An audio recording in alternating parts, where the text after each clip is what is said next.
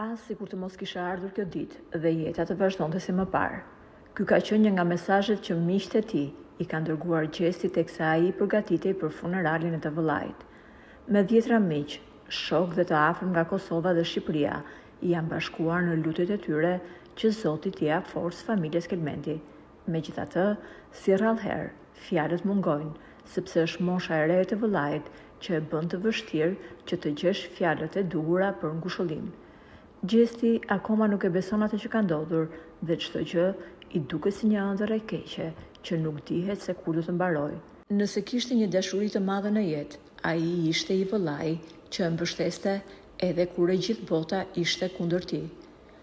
Miqtë që kanë qenë pranë Gjestit në këto momente kaq të vështira janë shprehur se ai ka thënë: "Si do të mundem unë tashmë të jetoj pa vllain tim? Ne kishim plane të bukura bashk. Ai e donte shumë jetën. Nuk më besohet që më la vetëm. Kujt do t'i them unë tani vëlla? Nuk e kam menduar kur që jeta do të më ndante kaq shpejt nga im vëlla, sepse edhe përjetësia nuk do të më mjaftonte ta kaloja me të."